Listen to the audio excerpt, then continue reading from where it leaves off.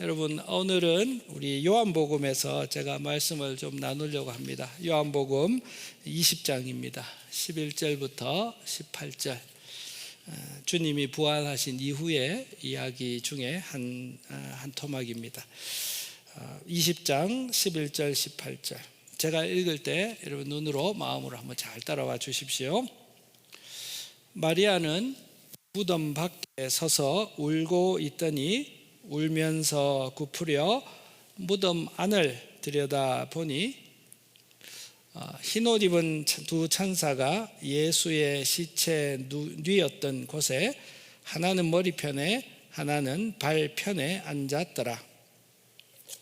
천사들이 이르되 여자여 어찌하여 우느냐 이르되 사람들이 내 주님을 어디다가 옮겨다가 어디 두었는지 내가 알지 못함이니이다. 이 말을 하고 뒤로 돌이켜 예수께서 서 계신 것을 보았으나 예수이신 줄을 알지 못하더라. 예수께서 이르시되 여자여 어찌하여 울며 누구를 찾느냐 하시니 마리아는 그가 동산지기인 줄 알고 이르되 주여 당신이 옮겼거든 어디 두었는지 내게 이르소서. 그리하면 내가 가져가리이다. 예수께서 마리아야 하시거늘 마리아가 돌이켜 히브리 말로 라보니 하니 이는 선생님이라는 말이라. 예수께서 이르시되 나를 붙들지 말라. 내가 아직 아버지께로 올라가지 아니하였노라. 너는 내 형제들에게 가서 이르되 내가 내 아버지 곧 너희 아버지 내 하나님 곧 너희 하나님께로 올라간다 하라 하시니 막달라 마리아가 가서 제자들에게 내가 주를 보았다 하고 주께서 자기에게 이렇게 말씀하셨다 이르니라. 아멘. 참 아름다운 장면이에요. 참 아름다운 장면이거든요. 여러분 살아가시다 보면요 여러 가지 일들을 많이 만나시죠. 여러 가지 일들을 만나다가 보면 또 우리의 마음이 또 의도하지 않게 요동치게 됩니다. 우리의 마음의 요동침은 그 소망을 잃는 요동침이 있죠. 소망을 내려놓게 되는. 참 슬프죠. 소망을 내려놓는다. 그것만큼 또 슬프고 힘든 일이 없어요. 그리고 또 살아가다 보면 두려워할 때가 있습니다. 두려워할 때가 있죠. 근심과 걱정이 사이클을 이루어서 계속 다가오게 되면 그것이 쌓이면 참 마음을 무겁게 누르는 두려움이 찾아올 때가 있습니다. 신앙생활 또 하시다 보면 의심이 들 때가 있죠. 예수에 대해서 의심이 들 때가 있습니다. 말씀이 그렇게 마음에 믿어지지 않고 말씀을 붙들기보다는 눈에 보이는 것들을 먼저 붙드는 게 쉬운 것 같고 확실한 것 같아서 우리의 믿음이 이렇게 흔들릴 때 의심이 들 때가 우리에게 또 있습니다. 찾아옵니다. 또한 또 신앙생활 하시다 보면 예수님께 부끄러워 가지고 예수님께 차마 나가지 못하겠다. 이제 그렇게 정말 아픈 순간이죠. 내가 예수님께 너무 부끄러운 짓을 한 거예요. 함께 섬기는 성도들에게 정말 내가 너무나 부끄러운 일을 한 거예요. 이제 그럴 때는 정말 성도의 마음은 무너지는 거예요. 기댈 데가 없는 거예요. 내가 주님께 너무 잘못했고 또 성도들에게 내가 참 못할 짓을 했고 이럴 때는 정말 성도의 그 영혼은 갈 곳을 잃어버리는 무너짐이 있는 거거든요. 여러분 우리가 살아가다 보면 이런 일들이 아마 올 한 해도 찾아올 겁니다. 아마 2025년이 시작한 지가 이제 한 19일 정도 지났는데 벌써 찾아왔을 수도 있죠. 요 내가 중에 한 마음이 찾아오게 되어질 겁니다. 그러나 여러분 주님은 그러한 상황 속에 있을 때 우리를 내버려 두시지 않을 겁니다. 오늘은 그 이야기를 좀 하려고 해요. 우리가 업 앤 다운이 있을 때 주님은 우리를 오히려 찾아오실 것입니다. 오늘은 말씀을 듣고 난 다음에 우리의 마음 가운데 이런 확신 또 기쁨이 있으면 좋겠어요.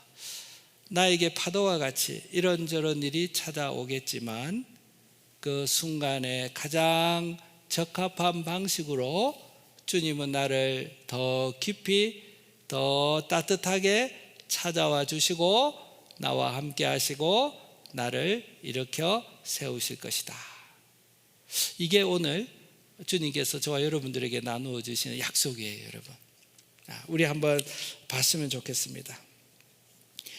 여러분, 오늘 마리아는요, 읽었던 본문의 마리아는요, 어떻게 보면 소망을 잃고 있던 여인이었습니다. 막달라 마리아, 성경학자들은요, 새벽 미명에 무덤을 찾아갔던 이 마리아라는 이 여인을 아주 비참한 처지에 있던 여인으로, 그러나 예수님을 만나고 난 다음에 회복이 되었던 여인으로 이해하고 있습니다. 그러니까 여러분, 아무 소망이 없었는데 이 마리아라는 이 여인은요, 예수가 자신의 인생의 소망이었어요. 그래서 아마 예수님이 여기 가신다 저기 가신다 하면 그 예수님 말씀을 들으려고 예수님과 눈빛 한번 맞추려고, 그리고 예수님과 더불어 대화 한번 하는 것이 그 마리아에게는 가장 큰 소망이었을 거예요. 다른 곳에서는 그런 소망이 없었던 거죠. 그런데 웬걸 그 예수님께서 십자가에서 벌거벗긴 채로 너무나 비참하게 또 너무나 연약하게 저항 한번 하시지 않고 죽어버리신 거예요.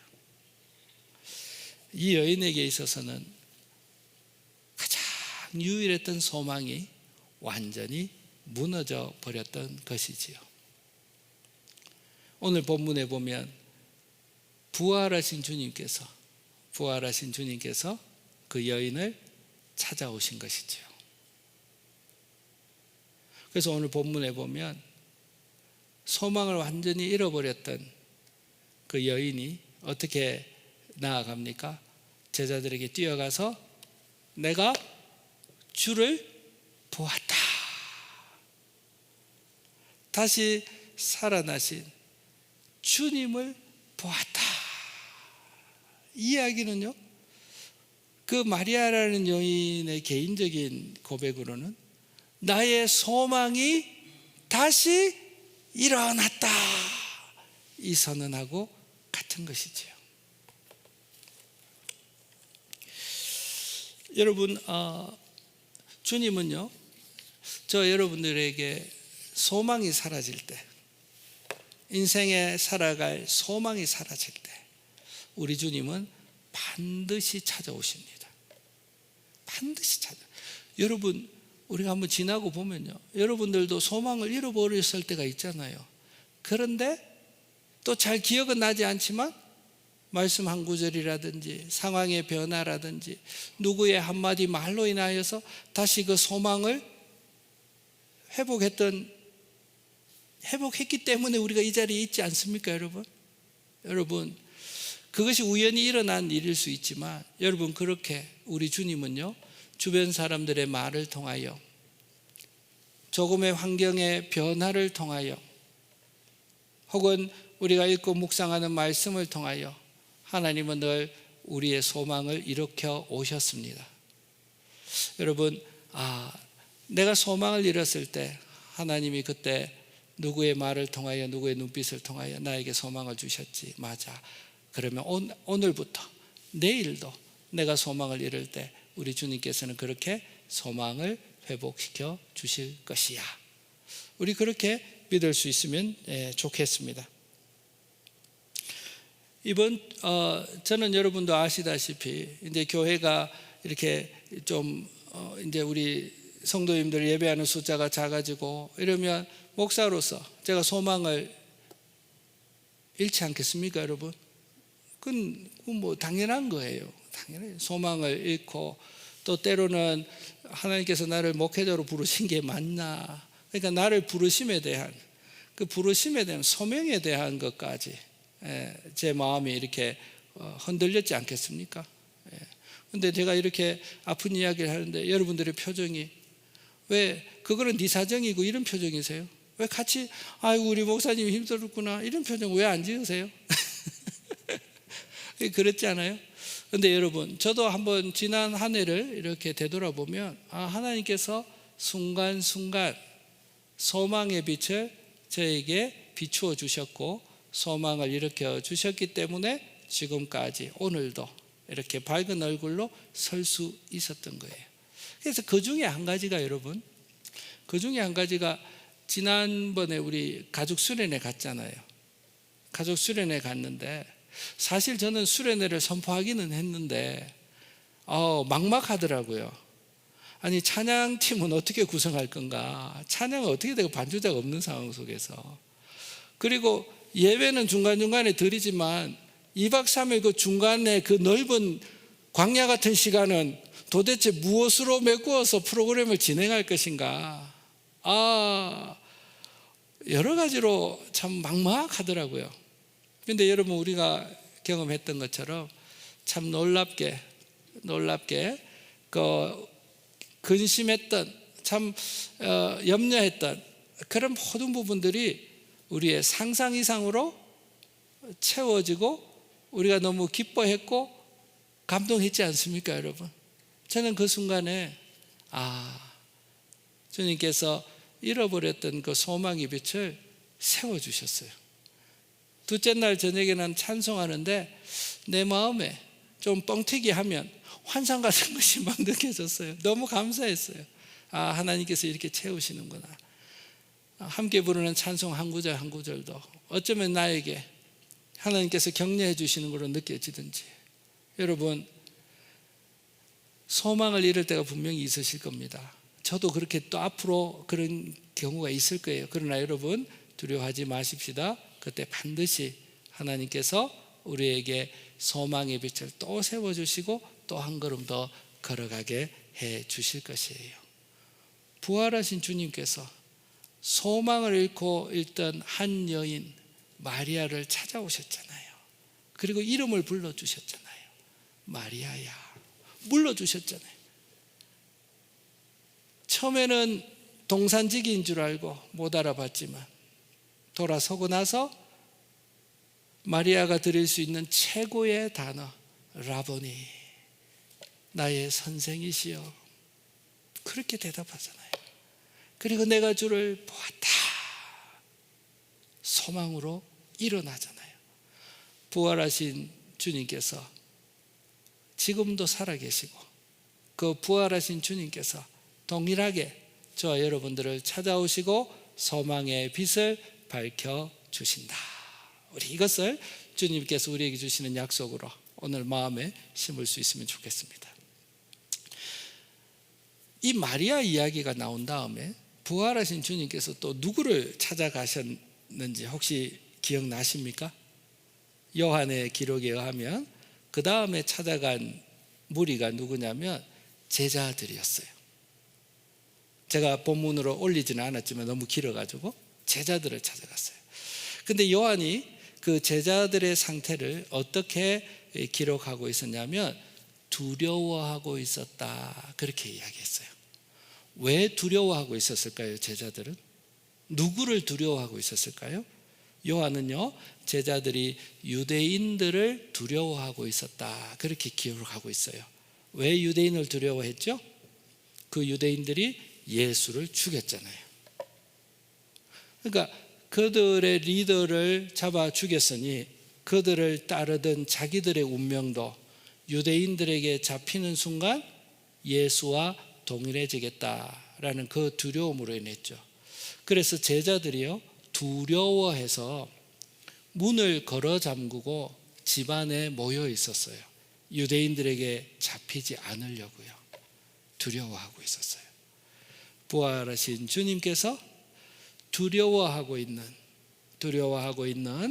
그 제자들을 찾아가셔가지고 어떤 이야기를 하셨죠? 평안한가 물으셨어요. 샬롬이라고 물으셨어요.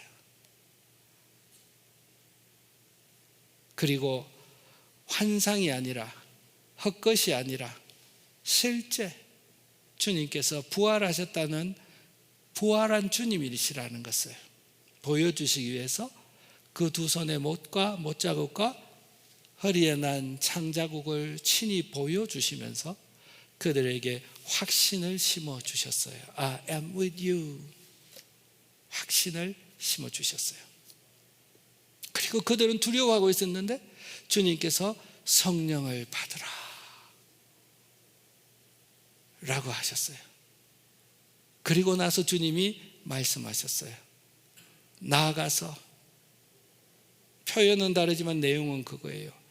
나아가서, 두려워하지 말고 나아가서, 이 문을 열고 나아가서 주 예수께서 살아나셨다, 부활하셨다 전하고 예수 그리스도와 함께 걸어가는 자는 구원을 얻으리라 전하라 라고 이야기하시면서 그들의 두려움을 뛰어넘어서 오히려 부활하신 주님을 역으로 전하는 전사로, 군사로 제자들의 마음을 세워주셨어요.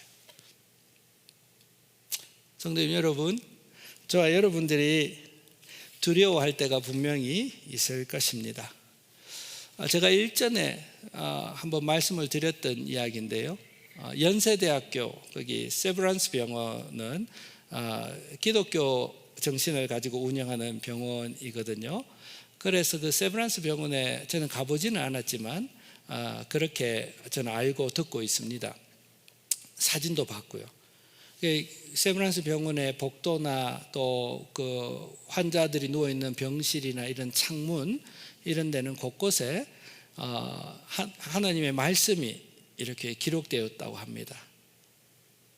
그래서 환자들이 와서 그 말씀 한 구절을 읽으면서 그 두려움이라든지 또 위로라든지 이런 걸 느끼라고. 그런데 여러분, 특별히 이제 수술실 중환자들이 그 뭐 뇌 수술을 한다거나 이 심장 수술을 한다거나 정말 목숨 걸고 들어가는 그 중환자들이 이렇게 이제 수술을 받는 그 수술 복도 그리고 수술실 안에 이 구절이 써 있었다고 합니다. 써 있었다고 하는 게 써 있답니다. 이사야서 41장 10절 말씀이 딱 있대요. 어디에 써 있는지 아세요? 벽에 아닌가 천정에 있대요. 왜냐하면 환자들이 실려가잖아요. 그러니까 환자들이 볼 수 있는 시선은 천정밖에 없잖아요. 여러분 수술 받아보셨죠? 네, 두려워요. 그 두려워서 있는데 딱 있는데 그 천장에 이 구절이 있대요. 두려워하지 말라, 내가 너와 함께함이라. 놀라지 말라, 나는 내 하나님이 됨이라. 내가 너를 굳세게 하리라. 참으로 너를 도와주리라. 참으로 나의 의로운 오른손으로 너를 붙들리라. 여러분 우리가 한번 상상해 봐요. 물론 수술실에 들어가기 전에 목사님이 성도들이 와서 함께 기도할 때 큰 위로를 느꼈지만 함께 기도했던 그 순간을 떠나서 또 복도를 지나서 수술실 문이 열릴 때 이제 혼자구나. 이제 내가 감당해야 되는 것이구나. 내가 과연 수술 후에 눈은 뜰 수 있을까? 수술 이후에 나의 모습은 어떻게 변해 있을까? 여러 가지 생각으로 수술실에 딱 너의 천정에 두려워하지 말라, 내가 너와 함께함이라. 놀라지도 말라, 나는 내 하나님이 되리라. 내가 너를 굳세게 하리라. 참으로 너를 도와주리라. 나의 의로운 오른손으로 너를 붙들리라. 얼마나 위로가 되겠습니까 여러분? 눈물이 핑 돌 것 같은 위로가 생기지 않겠습니까? 여러분, 저와 여러분들이 인생을 살아가실 때 두려우실 때 주님께서 두려워하는 제자들에게 나타나서 얘들아 성령을 받으라, 그리고 담대하라 라고 격려해 주셨다면 지금도 부활하시고 살아계신 그 주님께서 저와 여러분들이 두려울 때 동일한 방식으로, 아니 우리에게 더 적절한 방식으로 저와 여러분들의 용기를 북돋아 주시지 않겠습니까, 여러분? 단연코 우리가 두려울 때 주님께서 용기를 붙들어 주신다. 아멘하고 소망할 수 있으면 좋겠습니다, 여러분. 찬송가가 이런 가사가 있죠. 주 안에 있는 나에게 딴 근심 있으랴, 이렇게 시작하는 찬송이 있죠. 이 찬송 중간 가사가 어떻게 바뀌어 있죠? 그 두려움이 변하여 뭐가 되었죠? 나의 찬송이 되었다, 나의 노래가 되었다. 그러니까 우리의 두려움을 무엇으로 바꾸어 주실까요? 찬송으로 바꾸어 주실 것입니다. 여러분, 기도로 또 성령으로 충만할 때 우리가 이 두려움을 극복해 가시게 될 겁니다. 또 이어지는 내용이, 주님이 또 누구를 찾아가신지 아세요? 부활하신 주님께서 누구를 찾아가셨을까요? 찾아간 사람은 많은데 요한복음에 딱 나타나는 그거는 기억이 안 나시죠? 도마를 찾아가셨어요. 예수님의 12제자 도마. 도마 하면 여러분 딱 기억나는 이벤트가 어떤 이벤트죠? 나는 절대로 못 믿겠다. 언제까지? 내가 직접 예수님의 구멍 난 이 손을 내가 만져보고 옆구리에 내가 손을 넣어서 내가 직접 확인하기 전까지는 내가 절대로 못 믿겠다. 왜냐하면 제자들이 그 숨어 있는 그 상황에서 예수님이 나타나 성령을 받으라 하셨을 때 그때 마침 도마가 없었어요. 그리고 한 8일 정도 지난 다음에 다시 도마와 다른 제자들이 모여있을 그때에 주님이 굳이 또 제자들에게 나타나신 거예요. 포커스는 누구였을까요? 의심하던 빠진 도마였어요. 한 마리의 잃어버린 양을 찾아다니시는 우리 주님의 성품이 그대로 드러나지요. 제자 잠을 쓰던 도마가 나는 못 믿겠다 하는 것을 주님이 그 자리에 안 계신 것 같았지만 영이신 주님께서 다 듣고 계셨죠. 그러니까 여러분, 우리가 보면 말 함부로 하면 안 돼요. 예수님이 다 듣고 계신다니까. 남말은 뭐 새가 듣고 반말은 쥐가 듣는 게 아니라 어디서나 주님이 다 듣고 계신다니까요. 그래서 우리가 호흡으로도 기도할 수 있는 이유가 그건데, 여러분, 그래서 도마가 의심하고 있었어요. 그런데 그 중앙에 예수님께서 오셔서 어떻게 하셨죠? 그 도마가 이야기한 그대로, 나는 내가 직접 만져보지 않고 옆구리에 손을 대보지 않으면 나는 안 믿겠어 선언했던 그 도마의 말 그대로 주님께서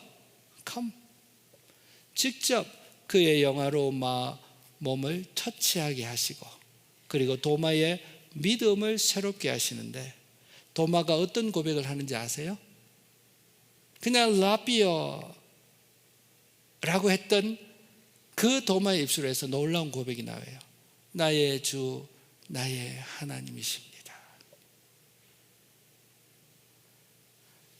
인정했던, 그냥 들었던, 보았던, 인정했던 예수였지만 주님께서 나타나셔서 그의 믿음을 새롭게 해주시니까 도마의 입에서는 그 누구의 주님이나 누구의 하나님이 아니라 나의 주님, 나의 하나님, My Lord, My God으로 도마가 고백하게 되어집니다.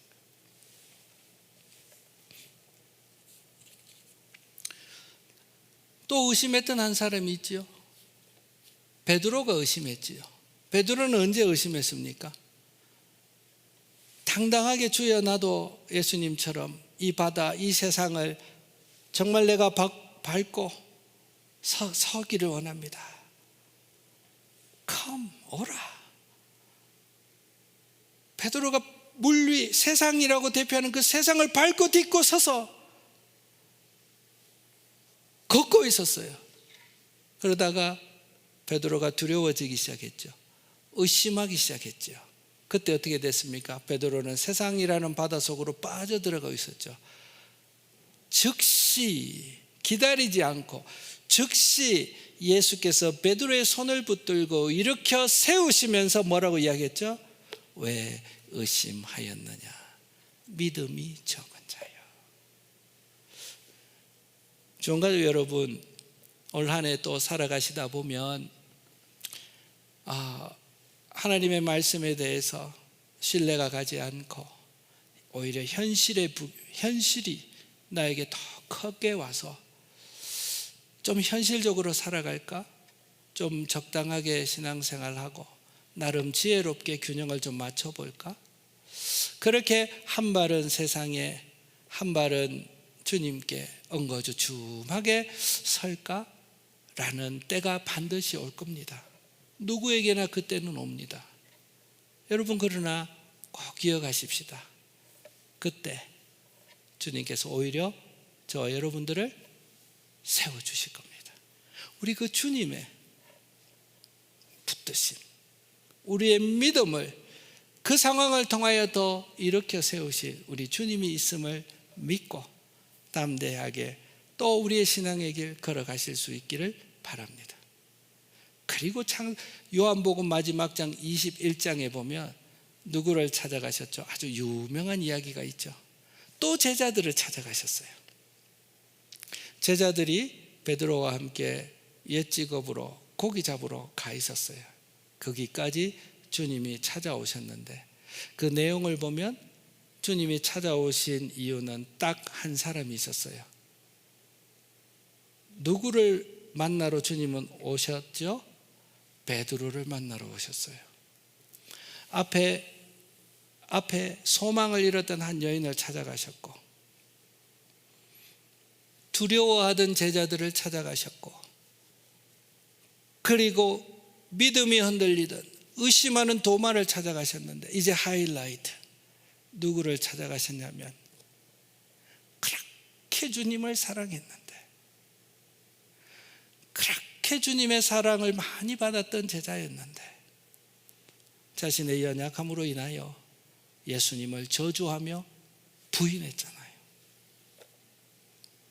너무 부끄러웠고 베드로의 마음은 얼마나 아팠을까. 예수님을 너무 사랑했기 때문에 차마 예수님께로 다시 돌아갈 수 없었던 그 아픈 마음을 가지고 있었던 그 베드로를 주님은 새벽에 찾아가시고 아침을 마련해 놓으시고 3번 그 사랑을 회복해 주셨잖아요. 여러분, 저와 여러분들도 살아가시다 보면 내가 하나님께 너무 불충한 것 같고, 내가 하나님을 많이 사랑하지 않는 것 같고, 참 내가 하나님 보시기에 너무 부족한 것 같고, 함께 신앙생활하는 성도님들에게도 내가 참 그렇게 큰 유익이나 덕이 되지 못하는 것 같아서 나는 차라리 이곳에 속하지 않는 것이 오히려 더 주님과 사람들에게 낫겠다 싶어서 홀로 아픈 마음을 가지고 조용히 교회를 떠나거나 공동체를 등지거나 하려고 마음이 생길 때가 분명히 있습니다, 여러분. 그럴 때 분명히 있습니다. 근데 여러분, 놀라운 사건은 사실은 그때가 가장 주님께서 따뜻하게 저와 여러분들을 만나 주실 때일 겁니다. 주님은 절대로 저와 여러분들을 잊어버리거나 버려두지 않으실 겁니다. 그때가 반드시 있을 겁니다. 제가 신학교 3학년 때, 오래된 일이죠, 덴버 신학교에 임시 총장으로 오신 분이 골든 맥도날드라는 아주 유명한 목사님이세요. 한국에는 내면 세계의 질서와 영적 성장이라는 책으로 한국에는 잘 알려지셨고요. 또 이분은 기독교 작가로 베스트셀러를 여러 권 내신 아주 유명한 골든 맥도날드 목사님이 덴버 신학교 인트림 총장으로 한 1년 정도 계실 때 이야기였어요. 그가 37대 한창 잘 나갈 때, 그때 그에게는 그 그는 큰 실수를 저질렀습니다. 아내 이외에 다른 여인과 혼외 관계를 가지는 엄청난 실수를 범해버렸습니다. 치명적인 실수지요.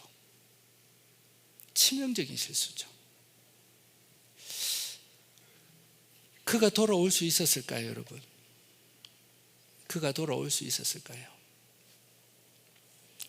3년간 그는 목회지를 떠날 수밖에 없었지요.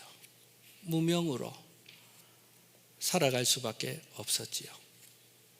놀라운 것은 주변에 있는 그가 섬겼던 교인들이 참 성숙했었어요.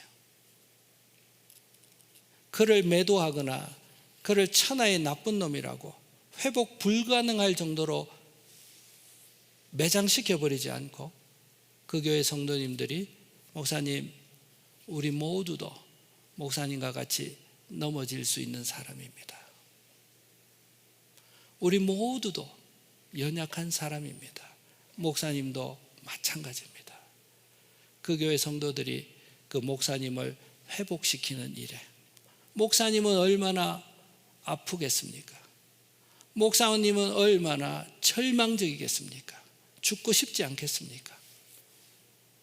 그 목사님을 세우는 3년의 과정이 있었고 그 목사님의 친구 목사님도 무너지지 않도록 더 이상 무너지지 않도록 그리스도의 사랑으로 그를 회복시키셔가지고 3년 뒤에 그는 더 성숙한 모습으로 다시 설교할 수 있었고 또 그의 남은 사역을 해나갈 수가 있었어요. 그가 어느 인터뷰에서 이런 이야기를 하는 것을 제가 좀 적어와 봤습니다. 그가 이렇게 이야기했습니다. 사역을 하다 보면 교인들 중에 정말 끔찍하게 실패하는 사람들을 만나게 된다. 나도 실패했다. 나는 모든 것을 잃은 경험이 뭔지 알고 있다. 그런 순간에는 당신을 믿어왔던 사람들이 당신을 떠나 다시는 나타나지 않게 되는 경우도 있다. 그리고 이런 말을 합니다. 그러나 중요한 것은 그 실패의 순간에 하나님의 하시는 말씀이 무엇인지 귀 기울여 들어야 한다는 것이다.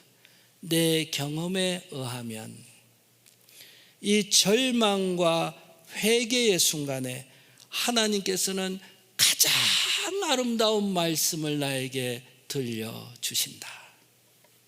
너무 아름답지 않습니까?